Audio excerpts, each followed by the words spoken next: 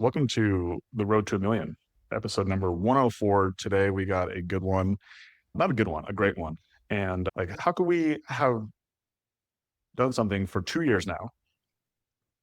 Do you guys know that 104 weeks is 2 years? 52 weeks times two is 104. 104 freaking weeks. Crazy to think about.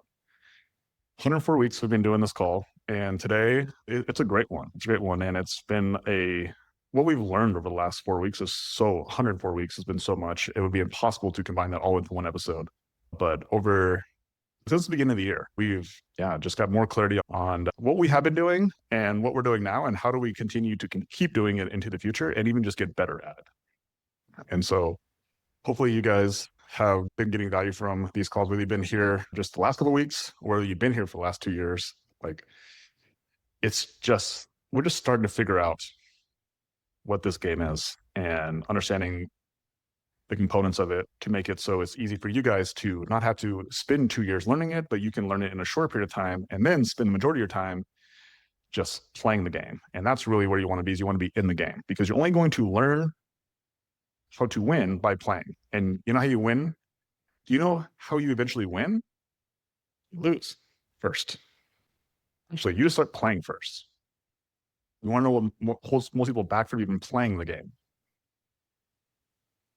Okay, what holds people back from playing? Ego. Yeah. Ego. The fear of looking bad, of being bad, of knowing you have low skill. And so instead of playing, you just decide to protect your ego and just not play at all, or play just enough to protect your ego. Just like, I tried, but not really. And today, guys, we're going to be sharing process, and we're going to be asking ourselves a question here, actually. So we'll be sharing a process. We'll be sharing some formulas. But today, we're going to be starting with the question: are you the multiplier, or are you the bottleneck? In September, we hired an ops assistant for our Mesa location. This was the first person in this role that we had hired who was not a cleaner or someone who had came up through our company. So we hired an external person. Hayden and I, between the both of us, we did 100 interviews within the span of 2 weeks. It was wild. It was wild. And we ended up hiring this gal, and she had no sales experience. But she just was somebody who we just thought she just felt like she was going to buy in to the culture. And she seemed like she was eager to learn. And in her first 3 weeks, when she was working with us, the first week, she connected with almost 20 people. She got on 20 cold calls. Now, she didn't close very many cold calls, but she got on cold calls. That was the first step. Second week, she got on, I think it was like 25 or 26 cold calls. She got more cold calls. Didn't close very many cold calls, but still got on cold calls. Third week, she got on almost 30 cold calls that week. Again, didn't close very many, but got on them. We went back and looked at her numbers. She closed on average 30%. She was still showing up. She was still connecting with prospects, and she was still making offers. She was putting forth effort. And fortunately, she had low ego, which allowed her to put forward the effort, so then she could start to learn the skill of sales. Okay. Along with that, we had Alaya doing sales training with her every single day to try to close this skill deficit. And she even had the benefit of sitting next to Keziah every single day, who showed her exactly what high effort and high skill looked like. And by week 12, how many quotes did this new office assistant perform? 41 quotes were performed individually by her. By herself. 41 quotes, right? So her effort is increasing, but then what else happened behind it? How many did she close of these 41? She booked more. She closed 19 of the 41. For how much revenue? $5,113. Yeah. And then the next week, how many quotes did she perform? 37.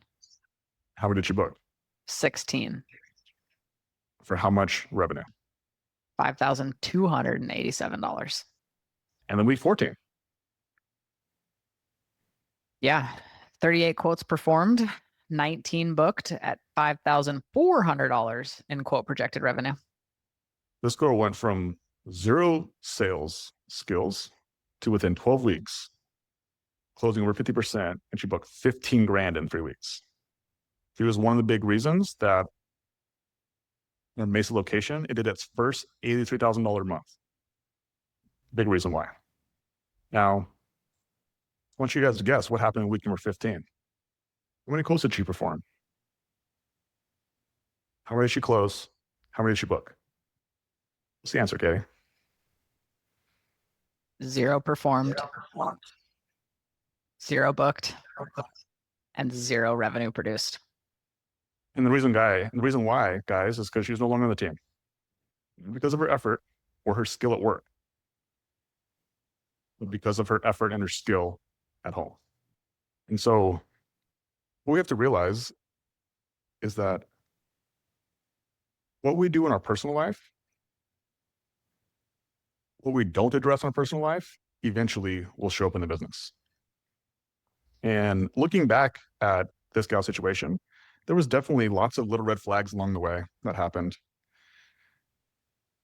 But ultimately, somebody who puts forth so much effort and increased her skill set and had such a low ego in the business just couldn't quite do the same thing in her personal life. She didn't have somebody pushing her. She didn't have guidance. She didn't have goals in her personal life. And it led to her not being able to stay performing in the business.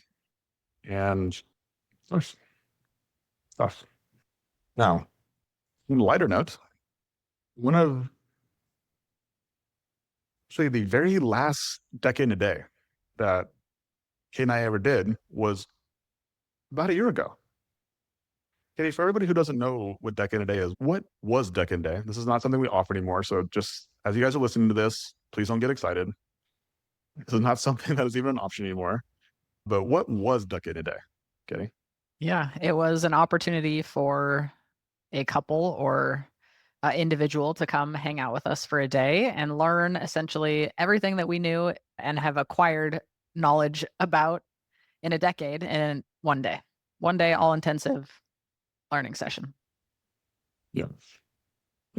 Some of you guys who are on this call, you guys participated in Decade a Day. And yeah, it's a cool experience. And yeah, one of the last people that we did the second day with was a couple, and their names were Alexis and Lamar. And yeah, I can remember the very first night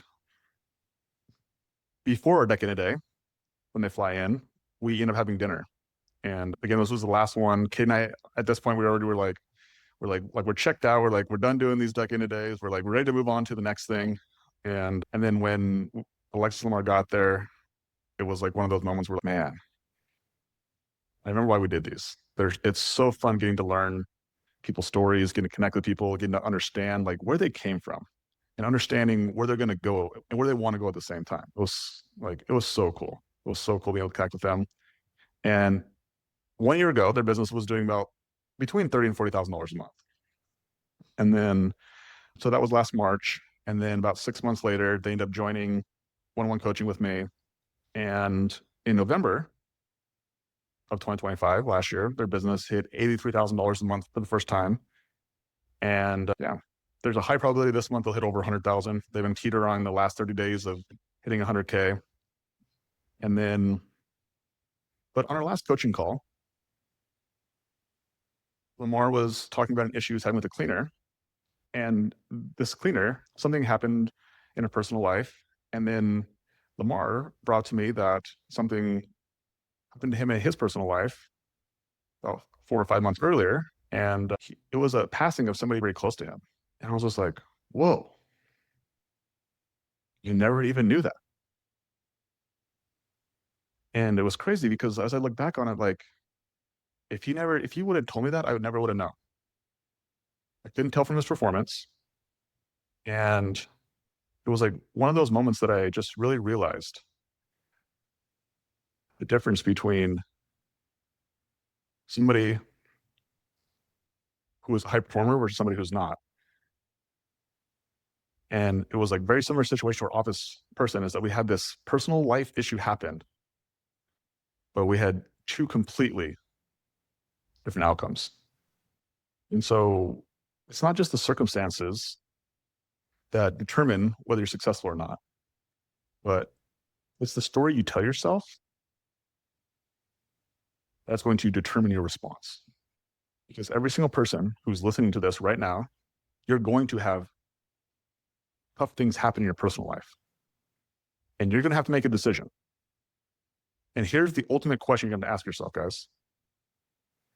Is this situation that happens in your personal life, is it going to lower your standards or is it going to raise them? I would even put, are you going to allow this situation? Because you ultimately have the choice to allow the situation to lower your standards or raise them. You guys are the gatekeeper to the story you tell yourself. Your business is only going to get to the level of effort and skill you've trained for in your personal life. Our office assistant, she's going to miss out on an opportunity to be a big part in a business that grows very big. And Lamar, he's going to grow a really big business. And it's all based on that question right there. One person chooses to increase their standard, one person did not. One of the things, Katie, that we talked about a lot is we talk about patterns. We talk about patterns of successful people. And so what is one of the patterns that we see in the patterns of successful people that we have inside our community?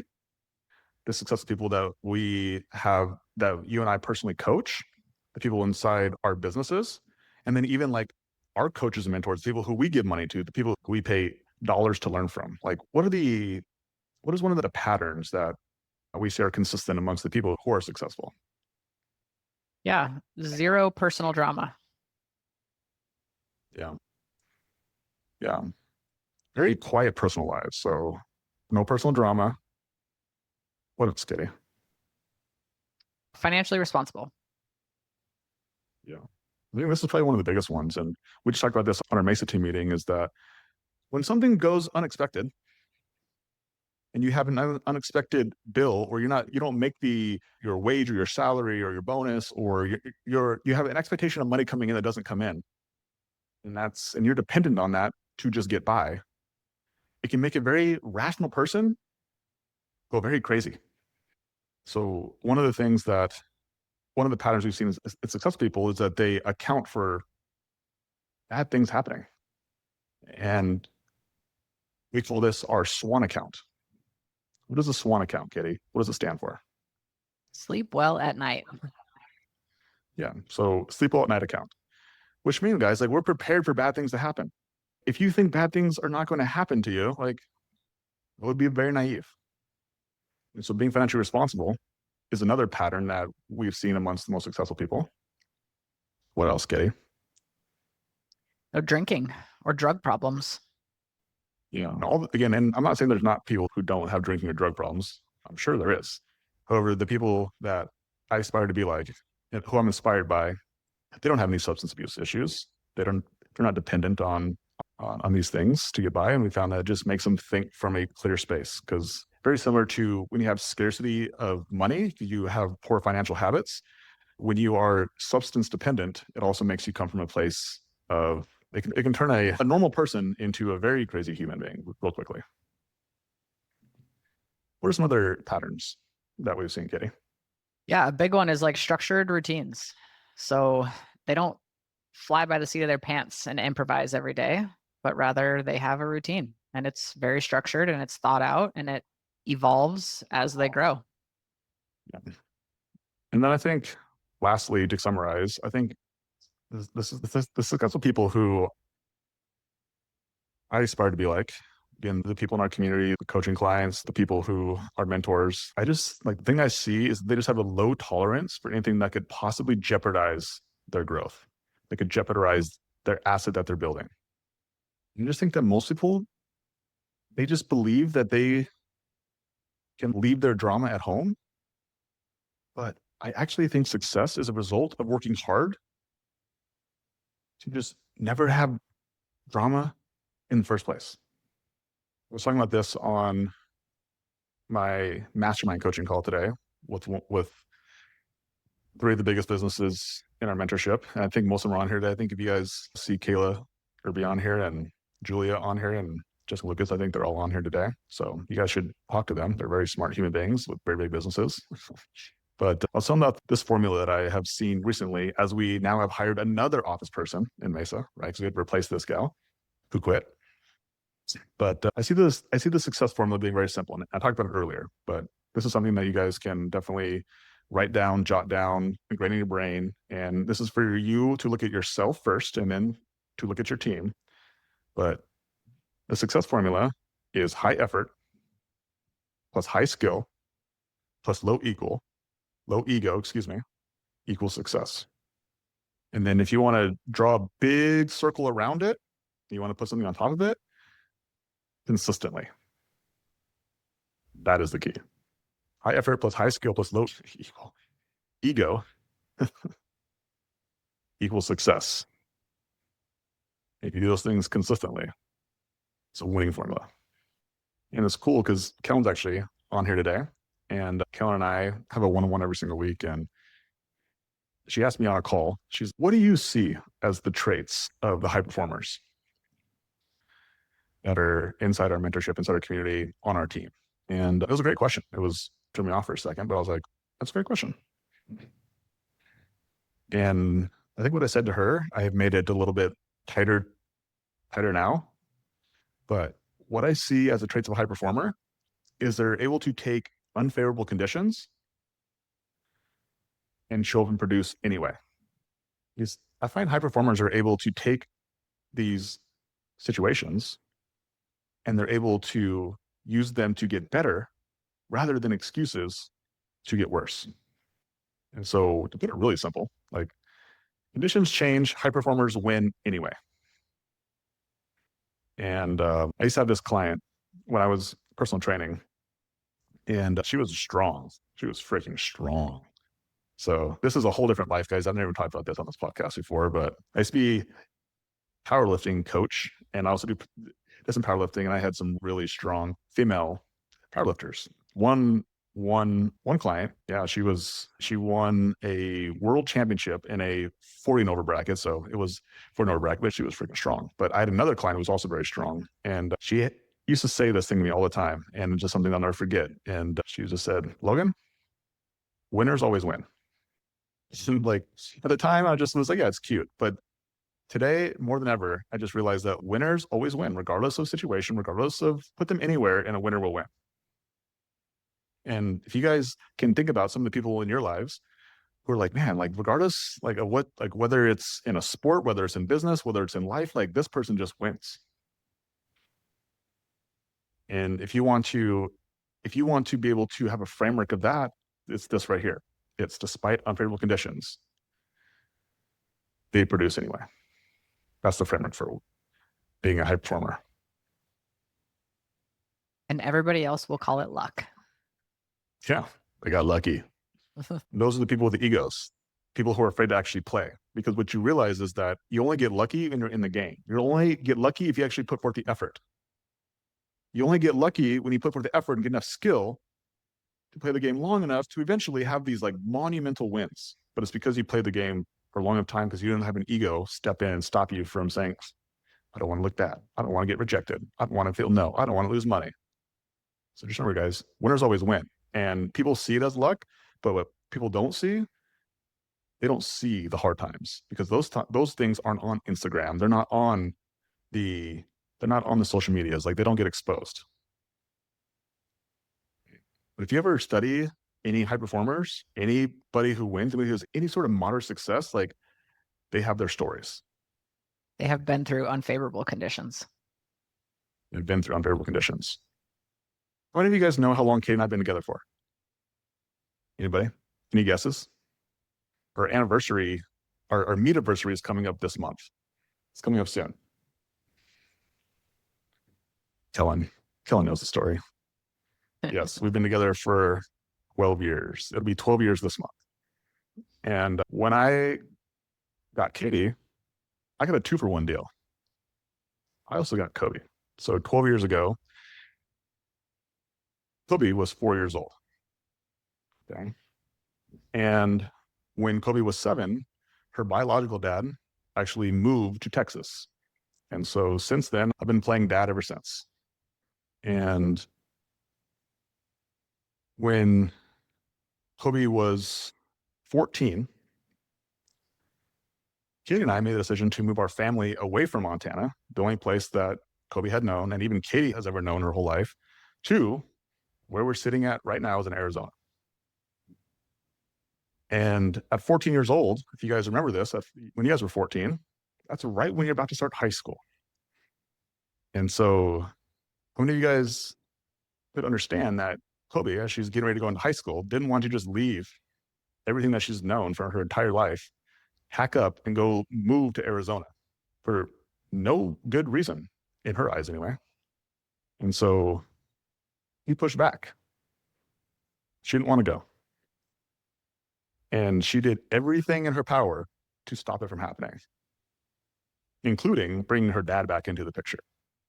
Flew up to Montana, and they did everything in their power to keep us from leaving and to try to tear our family apart. There were many a Jerry Springer moment that happened at our house, cops being called, lawyers involved. It was very simply, I'll just call it hell for months. There were nights, guys, where I was just unsure of what Kobe and her dad were plotting, that I made Lainey come sleep in our room with us with the door locked because I just wasn't sure of like what they were going to do to try to stop this thing from happening. And then eventually, months later, Kobe's dad left for Texas, taking Kobe with him. Now, guys, for perspective, up to this point, over the last 7 years, Kobe had seen her dad for less than 30 days. And so when Kobe left, it was a shock. It'd be like any of you guys losing your kid, right? It absolutely destroyed me.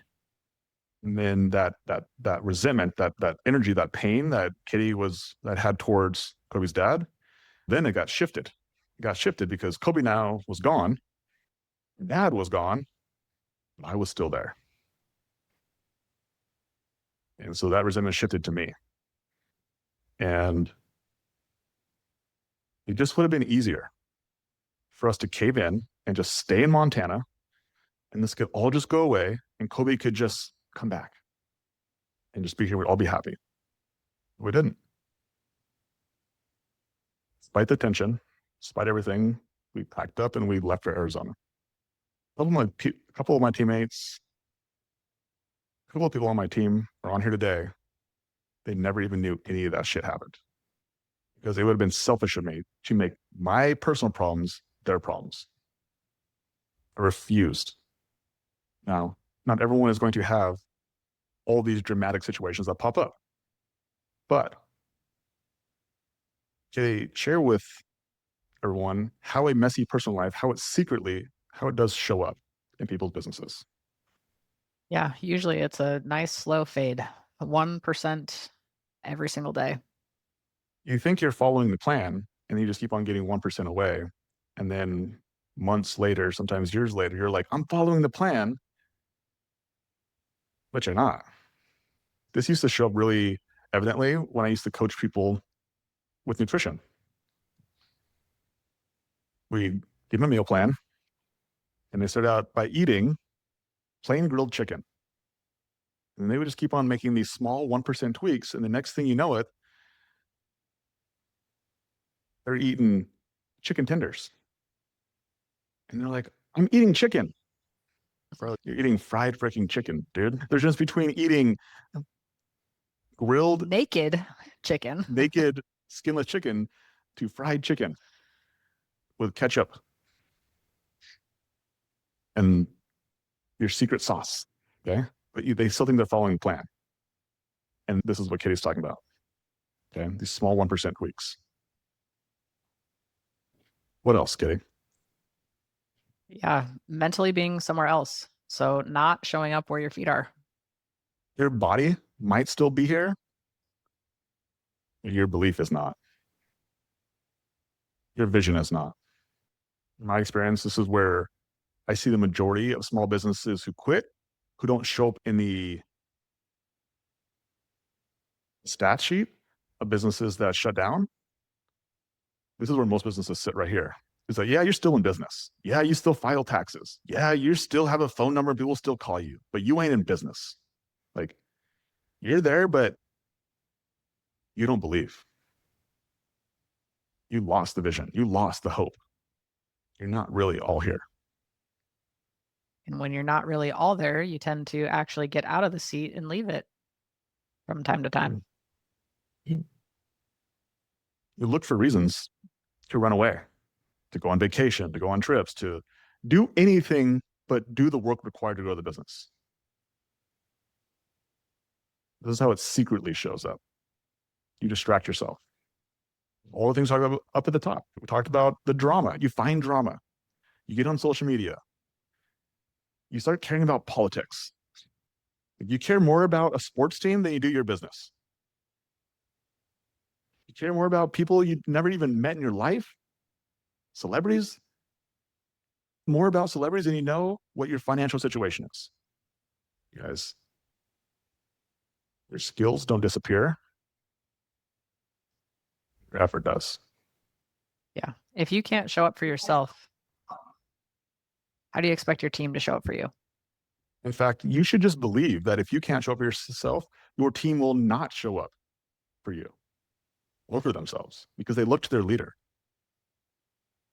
Like, your team is a reflection of you. And when you get frustrated at your team, it's usually where your deficits are. Your frustrations at your team, if you use them as a mirror, frustration can be helpful. If you use it to just continue to point your finger, that's where you'll stay frustrated. Then you're dependent on that person changing in order for your frustration to go away. You actually disempower yourself and you give them all of your power. How many of you guys know someone who knows exactly what they need to do to grow their business and still doesn't do it? You guys know that person in your life who knows exactly what they need to do to achieve success. Maybe it's in a sport, maybe it's in school, maybe it's in a different career, maybe it's in a relationship. How many of you guys know somebody who knows what they need to do and they still just don't do it? You guys can see that person. You guys can see them. Recognize that, like, what in them, understand that it's you. That thing in them,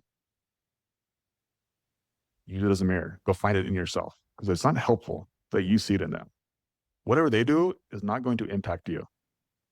But what they do can impact you if you use it as a way for you to go search. The signal. Where do you do that? It's the signal.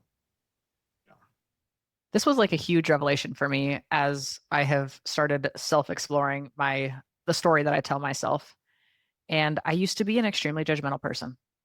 Like, truthfully, I was very judgmental, but I wasn't judgmental of other people. It turns out I used my judgment of other people as a mirror to tell me where my deficits were. My judgment of other people was actually just insecurity in myself in a certain realm that I judged others so I would mask my own insecurity. And as Katie says that, I think it's really important just to understand, guys, that like we as humans, almost all of our flaws come from a place of insecurity. And when you believe that when people wrong others, it's not because they knowingly want to hurt other people. They just knowingly but what their intention is just stop the hurt inside themselves. And so, have you guys ever heard the saying of hurt people? Like, when you just believe that when people are using you as the target, like it's not about you, it's about them, and they have their own insecurities that they're going on in life. That it can allow you not to judge them first off, and just understand that like they're hurting. And if you can also do the same for yourself, like you don't have to judge yourself for being a bad person or having low skills or having a big ego. What you can do is you can just say, I recognize these things. And it's because I'm insecure. And the moment that you accept the insecurity is the moment you actually can start to move past it. You guys remember when I was telling you guys earlier that when we moved down here to Arizona, Katie was holding this resentment about Kobe leaving for Texas. You guys remember that from a little bit earlier? You guys mind if I share what I did about that? It took me a little bit of time, it took me a couple months, but eventually I just confronted Katie about it. Just told her basically what I'm telling you guys right now is I feel this resentment. You're not telling me it, but I can feel it. And then we started talking, and then I gave her the ultimate ultimatum. And I said, you can commit to chasing our dreams here in Arizona, or you can go back to Montana with the kids and without me. And you can pick one. And I'll be okay with either one. I obviously have a preference, and he and I have talked about this conversation that we've had now. This was a couple years ago now, 2 years ago, actually, almost to the day. And it was one of the most important decisions that Katie's ever made. And it was one of the most important decisions I made to even say, you got to choose one of these two things because this resentment is not going to work for me. Either be about the goals or not about the goals, but I can't have this. We should just go back. What if we just went back mindset? It forced me to realize that being about the goals was uncomfortable. And you had to let go of comfort in order to chase your dreams. I was never going to get what I wanted in the comfort of Montana. But the hard part, guys, was that we didn't even know what we wanted. Like we weren't even sure what was in Arizona because there wasn't actually anything here at the time. Like as much as we're talking about it now, like it wasn't actually here. This happened before we started Mesa. This happened before anything. Like this is just like we're just going on a hunch at this point, which made it all the harder to do because there was no physical evidence. Today it's easy because we already have $1 million business here with more things coming behind it. It's not so easy when there's no evidence. The only evidence was up here. But as you guys see today, like Katie chose to stay. And it was in that where like I just saw a shift in her because she ultimately had the choice to go back to a place that she had never left, been in Montana for 35 years, never left, in Bozeman specifically for 35 years. But once it was her choice to stay, everything changed. Our relationship got so much better because it became an autonomous relationship. That was the moment, that was like the next phase. Like we've been together for 12 years. That was 3 years ago. So the last quarter of our relationship so far has been the best quarter ever. You guys want to know who else got better because of that situation? Kobe. After 2 months, Kobe came back. Not to Montana, but to Arizona. And she came back with perspective. She came back grateful.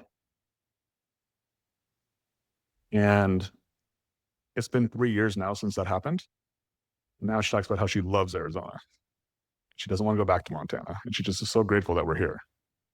So if you guys want to have a real connection with somebody, you have to have the courage to confront the fact that you actually care. I can only imagine what our relationship would look like if you did not confront and you avoided, if there was even a relationship today. One of the biggest lessons I learned from this whole experience was that Avoidance creates disconnected relationships. Confrontation creates connected relationships. And so, question to ask yourselves: what are you currently avoiding? What is currently draining your energy, your focus, your drive, your ambition? What are you not confronting right now in this moment? And it's probably personally, guys, low probability it's actually to do with your business. Your business only gets the level of effort and skill that you've trained in your personal life. Last week, Katie got on a game plan call with one of the members of our community. Name is Spencer. Him and his wife. They just started a home cleaning business with 0 clients, 0 experience in business, 0 experience in cleaning. And in their second full month, Katie, how much revenue did they hit in their second full month? 11,000. Yeah. $11,000 in their second full month. They joined the mentorship before they had a business. They started executing and implementing all the stuff. And then they heard that the price of one-on-one coaching was going up at the end of this week. And they're like, we want to get in before the price goes up. And so they started talking with Katie. And Katie had actually never talked with them before. And she came to me after their conversation at dinner. She's, I see why you like him. You brought him up in conversations, and I had never had the privilege of Yeah. actually connecting with him. I was like, this is somebody to watch out for. I was like, there's like just someone to watch out for. And yeah, and it goes a lot to do with what we talked about today, guys, is like the thing I saw and the thing that Katie now saw as well is like high effort, high skill in their personal life, right? Low ego, really like very humble, asking lots of questions. And then it was just going to be, can you apply high effort, high skill, low ego to your business? And over the last couple of months, so it's like, that's why I said, we'll see if they can apply that over here, because I've seen people do it the other way. They can do high effort, high skill, low ego in their business, but in their personal life, they can't do it. And so I was like, let's see if they can do it the other way around. And early on, they're showing that their high effort, low ego is helping them increase their skill set in the business, which is why they've grown a home cleaning business to $11,000 in 2 months, and they're on a roll right now. And yeah, those are the things that we saw. And yeah, so they got in before the price is going up, which is good. And so for anybody on here, if you're inside the mentorship and you want to get clarity on where you need to increase your effort and your skill and decrease your ego at, whether it's the business or whether it's your personal life, like a game plan call is a great opportunity for you to get clarity. So you can talk to somebody who actually has high effort, high skill, low ego in both business and in personal life to help you identify this. And if you're not inside the mentorship right now, good opportunity for you to get inside as well while we're still offering these free game plan calls. And like I said last week, is that currently at this very moment, this is not going to be for very long, but at the very moment, Katie's actually doing these game plan calls. And I'm only letting her do a few of these every single week, just as a way to continue to provide value to you guys who show up to this call. I really do have a lot of appreciation for you guys who show up to this call. And so if you're not inside the mentorship, now's a great opportunity to get one of those game plan calls for this week. If you're inside the mentorship, but you're not inside one-on-one coaching, great opportunity for you to get an opportunity to see if one-on-one coaching is a good opportunity for you to these game plan calls. Yeah, James will drop the link in the chat so you guys can book one of those calls before they fill up. Like every single time I've done these, they've always filled up. So it's cool to see. And so, yeah, if you guys are interested, take advantage of it. And yeah, this might be one of the last times we do this, because while I really want to share this announcement, but I'm going to have to wait. Okay, I'm going to wait till next week. So yeah, guys, we have a huge announcement next week that we're going to make, and we'll do it on this call. So as long as you guys will hear, you guys will get to hear it. But you guys will see why we're increasing the price for coaching, why we're increasing the price for the mentorship eventually. It's just because we have so much stuff going on, guys. We only have so much attention. And next week, it'll make more sense. So if you guys get on the call next week, yeah, it'll be the biggest announcement. I should say the biggest announcement. I don't want to compare things and make things less than, but we haven't done what we're going to announce next week ever. for a good period of time, years. It's gonna change how we do business. Make sure you guys are on next week to be able to check that out. And yeah, unfortunately, as Kate and I get more responsibility, it just means that we can put less individual time into things. And that just means that like our team's got to get better, our systems got to get better. And so yeah, I highly recommend just taking advantage of these little opportunities that you guys have now, because again, like Kate and I also have to adapt and change as our businesses grow, and we have to adapt to them. And we create leaders who are able to take what we're doing and honestly do it better because they have more bandwidth, more attention. And I think that's one of the biggest things that we really enjoy about the process of growth, is that it's not just us growing, but it's to give our team opportunities to continue to level up, skill up, and give them the autonomy to make decisions for themselves. Be like, do you want this or not? If not, cool. If do, cool. Then your reward is sacrifice. Your reward is pain. Your reward is getting to feel the weight of the world on your shoulders. Congratulations. Welcome to being a leader. Increased effort before increased skill. It's heavy. Yeah. So I appreciate you guys for showing up here. 104 weeks. Whew. Next week will be 105. Big announcement. Make sure you guys are on here. Make sure you guys, yeah. If you're interested, book a game plan call, like before they filled up. And for all you guys who are curious about the announcement, I see you guys are curious in the chat. Yes, be on here next week. I will for sure share it, and it will surprise. There will be elements that will surprise you. Some things you'll get, but I guarantee you there will be something on here you'll be like, I did not expect that. Let's put it that way. We're pulling on all the stops. Just put it that way. We're showing our commitment. And some people on here are going to be like, I can't believe you just did that. But again, it will make more sense in the future. Just like Kobe couldn't understand it, just like Katie couldn't quite see it either. It's here, guys.